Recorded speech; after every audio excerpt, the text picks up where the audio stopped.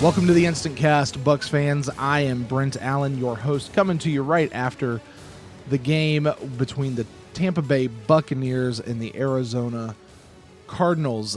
This is an INSTANTCAST episode. If you're not familiar with what that is, basically this is it's a short episode. This is not our main episode that we'll do throughout the week, and this is where we've not really listened to any of the press conferences. We've not analyzed the box scores. We've not looked at the numbers yet. We've not done any of that. This is just coming out of the game. Thoughts and feelings coming out, and wow, Bucs fans, that was an ugly game. That was such, oh my God, it was not. I don't have words. I literally do not have words to describe this game. I mean, I thought it started off okay. That first quarter, it was kind of back and forth. No one was really getting up on anyone else. We were handling our business. So were they. And then the second quarter came and the whole game just went to hell. I mean, there's not really much to say something like this. I don't know. I'm at a loss for words. I mean, does this mean that the Bucs are back to their old ways? Well, no. Does this mean that we suck again? Well, no. Does this mean that the season is already a waste? No. Are we looking at a top 10 pick for next year? No. Does this mean it's time to find a new head coach? Hell no. This is not one of those times to fire the coach, people. And if you need a refresher on that, go back to episode 3 here of the Pewtercast. It was called a fans only meeting, where we actually detailed the top 5 reasons to fire a Dirk Cutter immediately. It's not what you're thinking. Go listen to it. Find out what I mean when I say that. It's not what you're thinking. But this is not one of those times. It's not one of those times to fire the coach at all. Listen, guys, here's the deal. Everyone, and I mean everyone, had this one down as a win for the Cardinals. I don't think not too many people really thought that the Bucs were going to pull this one out. Even someone like me who, hope springs eternal. And I went on record and I said it. I tweeted it out before the game. And 75% of you who voted in a poll joined me in this, saying that the Bucs really were going to win this game. And what I said was, there is not a game on our schedule this year that we can't win. And I stick by it. Even right now, in the midst of this just bloodbath that we came through, I still stand by it. We can win the Rams game. I think we can win the Cardinals game coming up. I think we can win the Super Bowl, the Broncos, the Super Bowl winners. Do you guys realize that here in just 2 weeks, we are going to be facing back-to-back weeks the two teams that were in the Super Bowl this last year? Back-to-back weeks. So, guys, what do we do? What do we do with it? Now, here's the thing. Everyone thought that the Cardinals were going to win this. Nobody, I think, thought it was going to be this lopsided, though. I know I didn't. I thought if the Cardinals would pull it out, okay, fine, but we would have at least gone out and competed. We did not compete tonight. And I got to tell you guys, I'm having a hard time processing this. I mean, okay, so on the one hand, there was injuries, and we sustained some substantial injuries tonight. I'm not going to lie to you. I mean, Doug Martin, Luke Stalker, Robert Ayers. I feel like there was a fourth one that was pretty significant. I don't remember who it was, but I mean, just those 3 guys. Okay, let's look at those 3. They're all 3 huge players. They're playmakers. They set the tone when they're on the field. But guys, we can't blame this on injuries. I mean, the team has to bounce back. We have to bounce back. A person goes down, it's next man up. That's the type of game we're in. And okay, so let's get into it. All right, let's talk about the game a little bit. Let's talk about some specifics. We'll start where we always start, which is with Jameis. Jameis was off all night. I mean, I don't know what was up with him, but he was. I mean, even in the first quarter, where I kind of said, hey, things were kind of cool then, he was still off. With the exception of a handful of beautiful passes, he just couldn't put the ball where he needed to the whole night. And that's further evidenced by, 4 interceptions, maybe 5 if you count that one at the very end. I don't know. I lost count. Now, and I had this as a note that I took, he keeps talking about in his press conferences that he has to give his receivers chances. He's got to put the ball up and give them an opportunity to make a play. And maybe that's what he was doing all night. Maybe he was giving Mike Evans and Vincent Jackson and Adam Humphries, sure, they're in the middle of a lot of coverage, but he's giving them an opportunity to make a play. And you could say that it was the receivers who didn't do their jobs. And that certainly is true on several plays. But there were times when Jameis's throw was it was off. It was way over their heads. It was underthrown. It wasn't even thrown to the right place, almost as if he was expecting them to make a cut and move to this other part of the field, or just different things. He was just off. Jameis was just off. And hey, listen, you know what? People are going to have off nights. They are. They're just going to have off nights. There was at one point he kept going to Vincent Jackson and Evans all night. Yeah, there's a lot of passing plays in this game, not a lot of running plays. They shut down our running game. Shut it down. Shut it down. We have yet. Do you guys realize this? And I've been saying this. I've been saying this since the preseason. We have yet to get our running game really established this year. Like our offensive line, I don't know if they're just not opening up the holes that they need to, or if Doug Martin and Charles Sims aren't hitting the holes as hard as they need to, or if other teams have figured it out. I don't know. I've not been able to fully diagnose that just yet and figure out what's going on. But we've not been able to get our running game fully established. So as such, we're throwing, and it's basically Vincent Jackson, Mike Evans, sometimes Adam Humphries, sometimes our tight ends. And that's what we got. Evans was shut down all night by Patrick Patterson. Pat P, as they call him. I mean, Pat P was on Evans all night and basically just took Evans out of the game. I mean, with the exception of the single touchdown we got the entire game, Evans was out of the game the whole game. So why keep throwing to Evans if Pat P is on him all night? Oh yeah, because it's Mike Evans. Mike Evans is supposed to be able to make some plays. He is supposed to be an elite receiver. And I think there was a part of Jameis that was trying to give Mike Evans a chance to do that. And he showed it to us in one game. He gave us one particular play, and it resulted in a touchdown.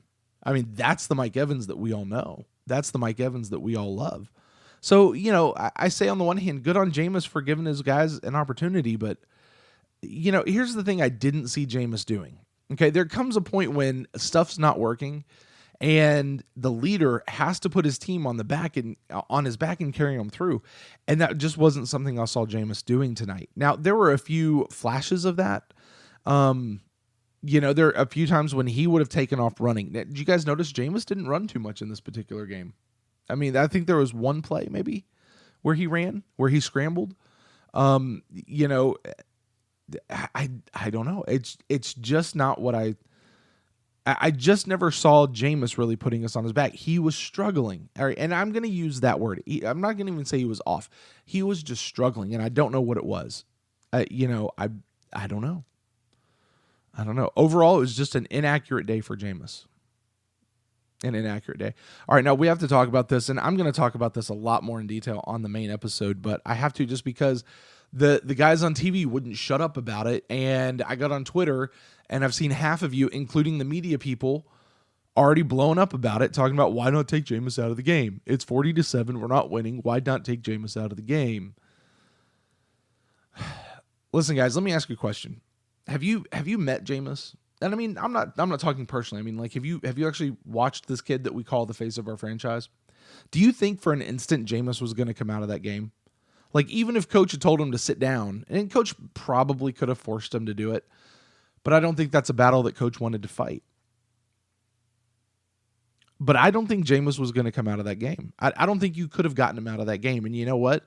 That's the kind of guy I want under center. That's the kind of guy. And that's why we didn't take him out. And if he would have gotten hurt, that would have sucked. I mean, oh my gosh, that would have just been horrible. And after that point when the announcer said, "Oh, I don't know why Cutter's leaving Jameis in the game," they might as well have just kept the cameras on Jameis because we didn't care if a pass was being completed at that point. We were just looking to see if Jameis was getting hurt. You guys were doing it. I was doing it too. That's how those announcers affected us. That's how those announcers affected the directors and the guys back in the truck because that's how they were shooting the game. But guys, listen here. In the end, it was a call. It was a decision between Cutter and Jameis, and I don't even think they had to talk about it. I think they were just in agreement on it. And honestly, the rest of us can shove it, regardless of what we think. And here's the thing. I think we're right. I think everyone would be right to say that Jameis should have been taken out of the game. It's too big of a risk. I think Cutter would agree with that. I think Jameis, on some level, would agree with that. I really do. But there's a heart that there's something more than just the logical thing to do in that particular moment. And I think it was important for Jameis to be out there. So I don't fault him for it. I think if I was in Cutter's place, I would have taken Jameis out. I just being honest, I think I probably would have, or at least I would have talked to Jameis about it. But yeah, I don't know. All right, let's get off of Jameis. Let's talk about some people who did show up tonight. All right. Thought Adam Humphries had a good night.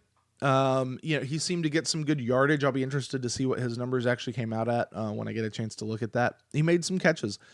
He just popped up on my radar several times as I was watching. I also thought the tight ends showed up. Much like Adam Humphries, they just showed up. Cameron Bray, ASJ were repeatedly in there. They were repeatedly on plays that worked. So we had that. The offensive line, I kind of mentioned this a minute ago. Pass protection, I thought was generally pretty good until the third quarter when I don't know if they were just gassed out or if just their heart had been trampled on. I don't know. Run blocking still needs work. Yeah, and we've got to figure out how to get our running game established. We've not figured that out this year as a team. We didn't do it great in Atlanta. We certainly didn't do it great. I'd say this: we do better in no huddle. And I wish we would have utilized that more throughout the game. And if I was in the media room and I could ask Dirk Cutter one question, it would be, why did we not use no huddle more since it seems to work so well? Like, I'd want to know what his thought process was behind that. I'm not leading. I'm not trying to say, oh, Dirk Cutter, you should have done this. No, like that's an actual question. Like, hey, you're a coach. I'm not. Why wouldn't we go to no huddle? It seems to work. Can you help educate me on that? That would be the question that I would have. Greg Allman, by the way, you're in those rooms with Dirk Cutter. If you're listening to this, could you ask him that question for me? I'd really appreciate it.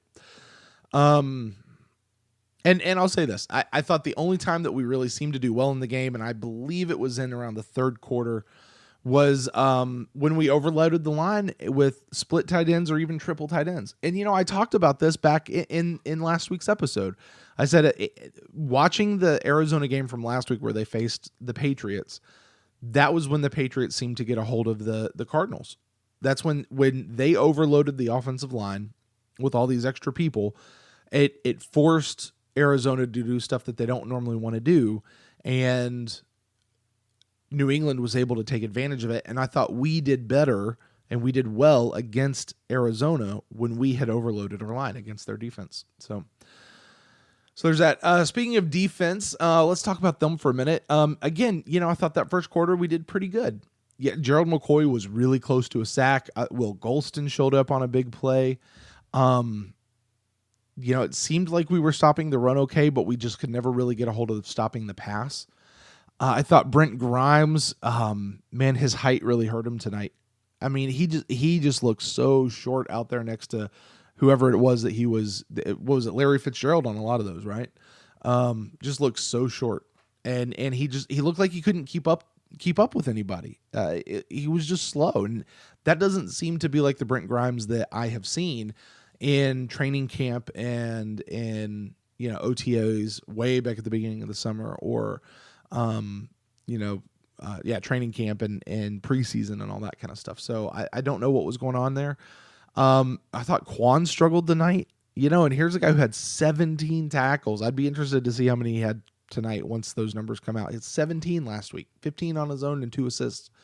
I mean, there was even a time when he went in for a tackle and the dude just sidestepped him and swatted him in the helmet.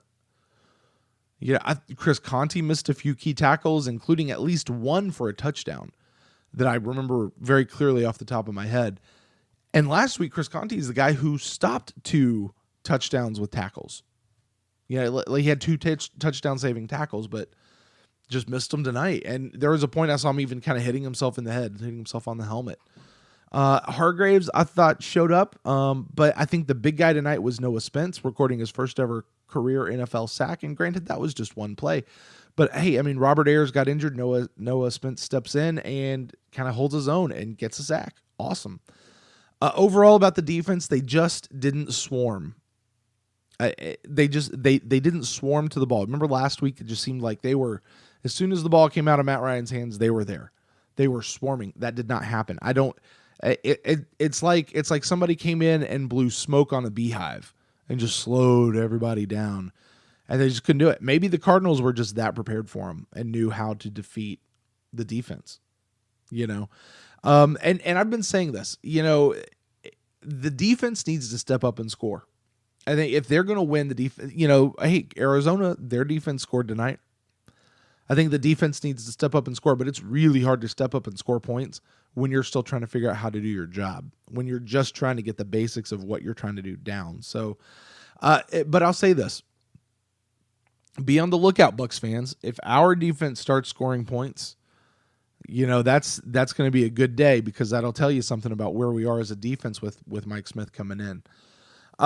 Special teams, just 2 things really to talk about. Brian Enger, he had a couple of really nice punts. Nothing new there. That's just Brian Enger. He's been consistent. Are we ready to start naming him Mr. Consistent? Probably not after 2 games, but he was just consistent. Roberto Aguayo, now he has missed his first official NFL kick. Hashtag I'm still with 19. I'm still there. I'm still glad he's our kicker. Now here's what I want to know, and this is kind of what I'm watching for. Where's the outcry? I mean, did we get it out of our system during the preseason so we don't care anymore? I kind of hope so. I really, really hope so. But I'm interested to see what's going to happen. Roberto Aguayo has now officially missed his first NFL kick. And you know what? There was a lot of missed kicks tonight, and we weren't the only ones. I mean, the Cardinals missed like 2 or 3. And it makes me wonder if there's just something different there about that stadium. It's a dome, so maybe the air, or maybe the field's slanted. I don't know. Maybe gravity just has a weird thing there, or it's a loop in the space-time continuum, or I don't know. Maybe it was just a fluke. Probably was. So I guess that's it, guys. I mean, here's the thing. In the end, last week and this week, it's kind of like we're watching 2 very different teams. It's like a tale of 2 teams between last week and this week. It's hard to judge any one individual this week because it was really just a complete team breakdown. I'll say this. We certainly looked a lot more like the Bucs of recent history than the Bucs of the culture has changed organization that we've really come to believe in. But I'll say this, Bucs fans. This was one night. It was one game. And now the question for the organization, now the question for any organization, but for our organization, one that's in the process of changing its culture, is how do we come back? Everyone gets defeats from time to time. Sometimes they're really, really close, and sometimes they're really, really lopsided like tonight. The question is, do we let it keep us down and never recover, or do we recover? We've talked about this before, that the Bucs seem to have a hard time recovering from bad plays. Usually we're just talking about a bad play. It's a missed kick, or it's an interception, or something that just happens to swing the momentum of a game in the other team's favor, and Tampa Bay, for whatever reason, crumbles and never gets it back. And I don't think that happened. I don't think you can go back and say, oh, it was this one interception, or it was this one play that the whole game swung on, that the whole momentum of the game swung on. I don't think that was the deal tonight. But this could be the game where the momentum of the season shifts and we never recover. And I don't think that's going to be the case. But I think it's something this team has to learn how to do, is how to recover. And it'll be a theme for this year. And it's not just winning a game. It's actually, this is the scope of the entire season. So Here's what I'll say, Buck fans. Don't get down on the team. Stick with them. Rome wasn't built in a day. This is a marathon, not a sprint. And it's really okay to be disappointed. It's really okay. Let's not go out there and blast them, though, guys. Now listen, we're not here to blow smoke up people's butts. All right. That's not what I'm trying to do. I'm not trying to put the rose-colored glasses on everything. That's not it. Listen, be angry, be pissed off, be disappointed, be sad, be numb if that's what you are. But you know what? Sunday's coming around again. LA's coming to town, people. And we got to get in with them. Hey, listen to the radio shows this week. The Bucs are on every night, Monday through Friday, I believe it is, at least Monday through Thursday. I think they've got Quan on a show this year. Robert Ayers is on a show this year. My favorite one, if you guys didn't listen to, my favorite one was the one with Ali Marpet and Donovan Smith, and I think that's a weekly feature. It's going to be those two guys. That is a hilarious show. You guys should all tune in and listen to that. Make sure you listen to all the other Bucs podcasts out there, fans. Stick with them. This sucked. This sucks, and there's no way around it. And that's okay, but we don't have to stay here. All right, we really, next Sunday's coming. We got to have short memories, and we got to move on. All right, guys, well, that's going to wrap it up for this Instant Cast. Be on the lookout for our main show this coming week. We've got a brand new special guest coming in. I can't wait to reveal who that is, so you guys can be looking forward to that. In the meantime, drop me a line and let me know what you thought of the game. You can shoot that over to me at thepewtercast@gmail.com, or you can find me on Twitter or Facebook at thepewtercast on either one. Until next time, guys, go Bucs.